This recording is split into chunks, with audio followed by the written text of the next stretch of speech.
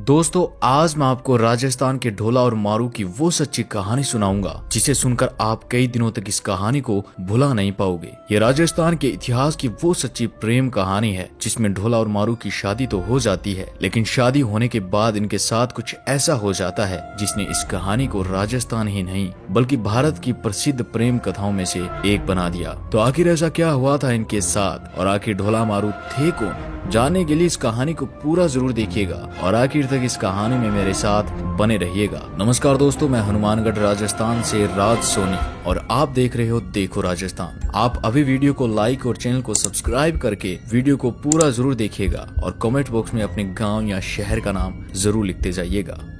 कहानी की शुरुआत होती है राजस्थान के बीकानेर से। 11वीं शताब्दी में आज के बीकानेर को जंगल प्रदेश के नाम से जाना जाता था और ये कहा जाता है कि यहाँ उस वक्त हर तीसरे साल काल और हर 8वें साल भयानक अकाल पड़ता था जिसे पूर्ण अकाल कहा जाता था। और जब इसी क्षेत्र में अकाल पड़ता तो अक्सर यहाँ के लोग अपना जीवन यापन करने के लिए अपने पशुओं को साथ लेकर हरे भरे स्थान पर चले जाया करते थे। अब ये बात है उस साल की जब यहाँ पर भयानक अकाल पड़ा था। उस वक्त जंगल प्रदेश के पुंगल ठिकाने के राजा हुआ करते थे राजा पिंगल, जिनकी एक 1.5 साल की पुत्री थी जिसका नाम था मरवणी, जिसे सभी प्यार से मारू कहकर बुलाया करते थे। अब इस अकाल के चलते पुंगल ठिकाने के राजा पिंगल अपनी पुत्री, पत्नी और पूरे परिवार के साथ साथ अपने पशुओं को लेकर निकल पड़ते हैं मालवा के नरवरगढ़ ठिकाने के राजा नल के पास, जो राजा पिंगल के परम मित्र थे। अब कुछ दिनों की यात्रा के पश्चात राजा पिंगल पहुंच जाते हैं नरवरगढ़ राजा नल के पास और जैसे ही राजा पिंगल राजा नल के पास पहुंचे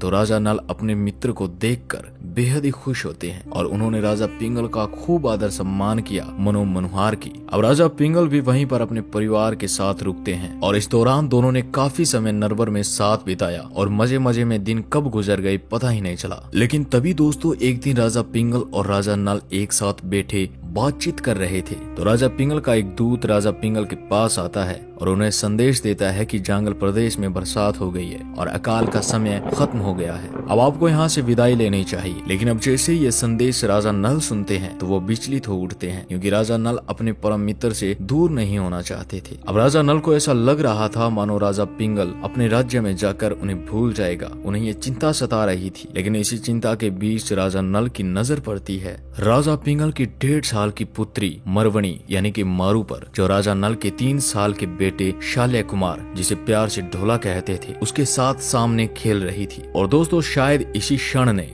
इस पूरी कहानी को इतिहास के पन्नों में संजो दिया। दरअसल जैसे ही राजा नल ढोला और मारू को एक साथ देखता है तो वह तुरंत ही पिंगल को अपनी बेटी मारू का विवाह ढोला के साथ करवाने का प्रस्ताव रख देता है। और ये प्रस्ताव सुनकर राजा पिंगल भी बेहद खुश होते हैं कि इससे बड़ी और क्या बात हो सकती है कि हमारी मित्रता रिश्तेदारी में बदल जाए। अब इसके बाद 1.5 साल की मारू और 3 साल के ढोला की बालपन में ही शादी रख दी जाती है। और ये कहा जाता है कि ढोला और मारू की शादी इतनी धूमधाम से की गई थी कि उस वक्त कई दिनों तक इनकी शादी का भोज चला था। ये शादी उस वक्त क्षेत्र की सबसे बड़ी शादी बन गई थी। लेकिन ढोला और मारू की कम उम्र होने के कारण ये एक बाल विवाह था, जिस कारण मारू को अपने ससुराल नहीं भेजा गया। अब इसी सोच के साथ राजा पिंगल शादी के पश्चात मारू को अपने साथ जंगल प्रदेश पुंगल ले आता है कि जब ढोला जवान होगा तो वह मारू को जंगल प्रदेश से अपने राजमहल नरवरगढ़ ले जाएगा। और दोस्तों इसी प्रथा को राजस्थान में मुकलावा देना कहते हैं। अब धीरे धीरे समय बीतता है और समय बीतने के साथ ही ढोला और मारू जवान हो जाते हैं। और अब मारू को भी पता लग गया था कि मारू की शादी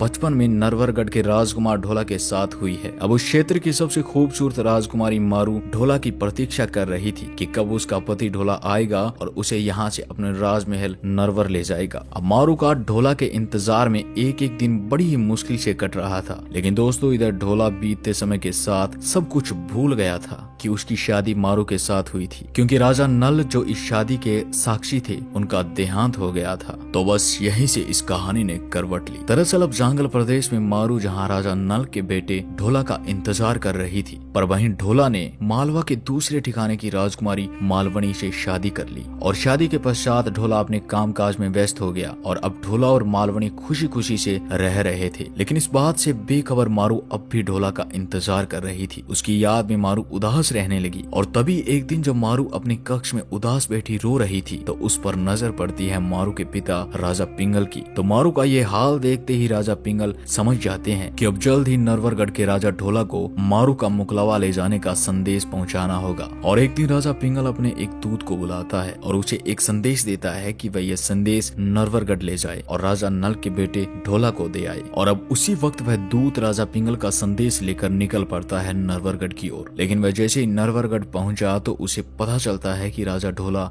राज्य में नहीं है। तो वह दूत राजा पिंगल का वह संदेश वहीं राजा ढोला के लिए छोड़ देता है। लेकिन दोस्तों यह संदेश ढोला की पत्नी मालवनी के हाथ लग जाता है और जैसे ही मालवनी अपने कक्ष में जाकर वह संदेश पढ़ती है तो यह संदेश पढ़ते ही उसके पैरों के नीचे से जमीन खिसक जाती है। उसे बहुत बड़ा धक्का लगता है कि राजा पिंगल ने ढोला के लिए यह संदेश भिजवाया है कि वह उनकी पुत्री मारू को जल्दी पुंगल से ले जाए। अब मालवनी को ढोला और मारू की बचपन में हुई शादी के बारे में सब कुछ पता चल गया था। तो अब इसी बात से आहत हुई मालवनी एक दूत को बुलाती है, उसे पुंगल की राजकुमारी मारू की खूबसूरती का पता लगाने के लिए भेजती है। अब मालवनी का संदेशा पाकर वह दूत निकल पड़ता है पुंगल की ओर मारू की खूबसूरती का पता लगाने के लिए। और अब दूत पुंगल पहुंच जाता है और जब दूत पुंगल पहुंचा तो उसकी नजर पड़ी मारू पर और मारू को देखते ही रानी मालवनी का वह दूत मारू की खूबसूरती देखकर दंग रह जाता है और तुरंत ही नर पर पहुंच जाता है रानी मालवनी के पास। तो अब जैसे ही दूत रानी मालवनी के पास पहुंचा तो रानी मालवनी उससे पूछती है कि बताओ कैसी दिखती है मारू। तो दूत ने जवाब दिया कि उसने आज तक इतनी सुंदर और इतने चंचल स्वभाव की नारी को कभी नहीं देखा।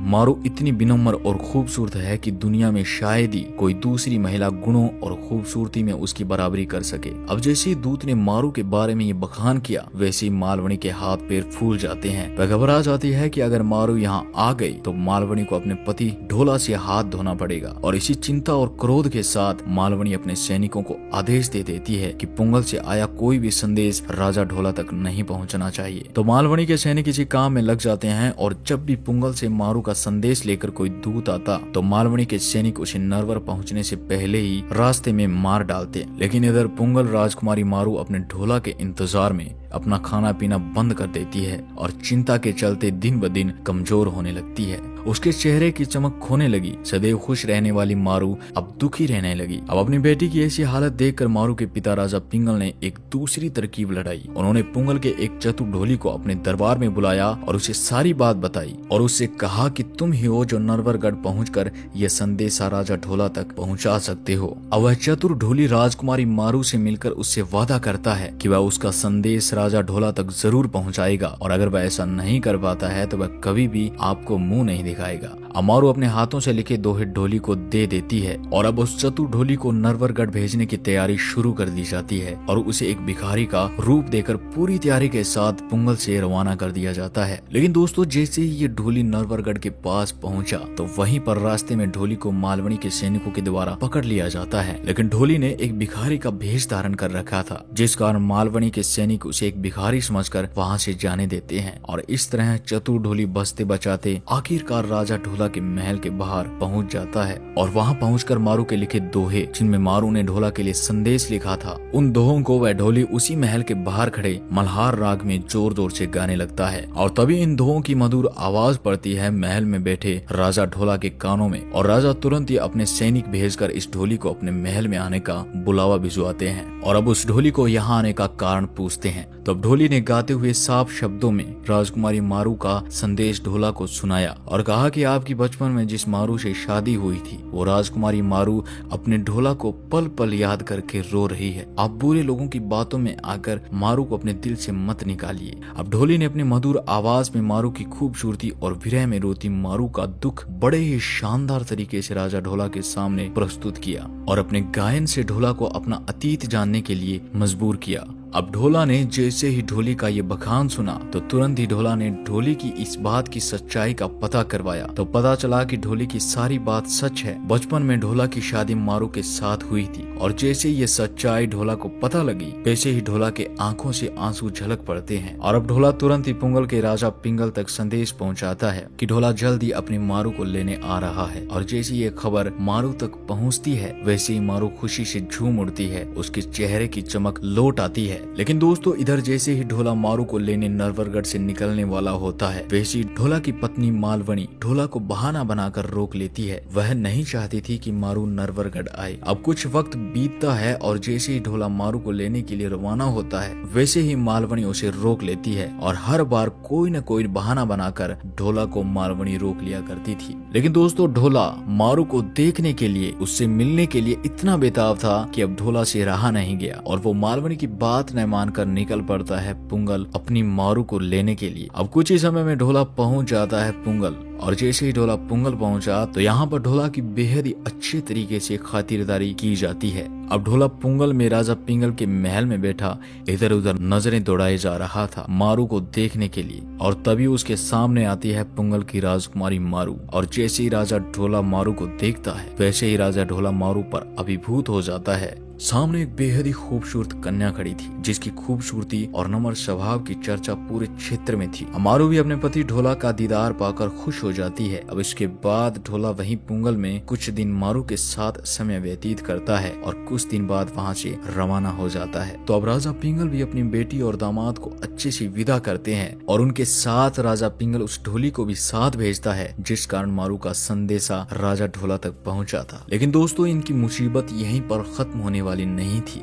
दरअसल अब ढोला मारू को साथ लेकर पुंगल के राजा पिंगल से विदा लेकर अपने काफिले के साथ पुंगल से कुछ दूरी पर जाता है और वैसे ही रास्ते में राजा ढोला का सामना होता है उमरा सुमरा नाम के एक शख्स से, जो ढोला के काफिले को वहीं बीच रास्ते में रोक लेता है। दरअसल दोस्तों ये उमरा मारू को पाना चाहता था और उमरा किसी भी हालत में ये नहीं चाहता था कि ढोला मारू को अपने साथ लेकर नरवरगढ़ जाए। तो इसी ईर्ष्या के कारण उमरा ने षड्यंत्र रचा कि क्यों न रास्ते में ही राजा ढोला को मार दिया जाए, जिससे मारू उमरा की हो जाए। अब अपने षड्यंत्र के चलते उमरा ढोला को रोककर बड़े विनम्र स्वभाव से बात करता है और उसके सामने अमल यानी कि अफीम की मनुहार करता है। अक्सर दोस्तों राजस्थान के कुछ क्षेत्र में आज भी अमल से इस तरह से मनुहार की जाती है। अब उमरा भी उस वक्त राजा ढोला के सामने अमल यानी कि अफीम की मनुहार करता है, लेकिन दोस्तों इस अफीम में जहर मिला हुआ था। अब ढोला भी इस खबर से अनजान था कि इसमें जहर है। वह अपना हाथ आगे बढ़ाता है, लेकिन तभी वह ढोली अपनी आवाज में जोर जोर से गाने लगता है और बताता है कि उमरा एक शातिर इंसान है जो ये षड्यंत्र रच के ढोला को मारना चाहता है।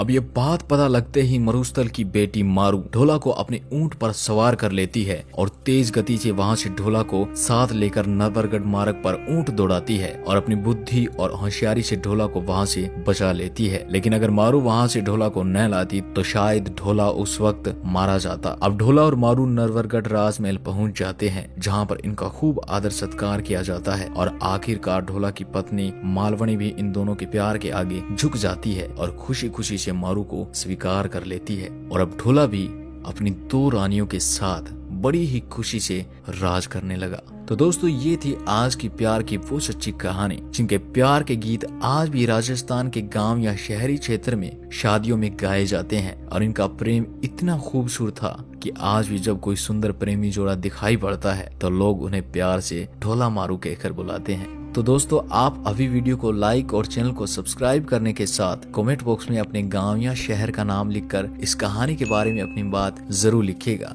मैं राज सोनी हनुमानगढ़ से जल्द ही मिलता हूं आपको एक ऐसी नई कहानी के साथ। तब तक के लिए आप अपना ख्याल रखिएगा। धन्यवाद।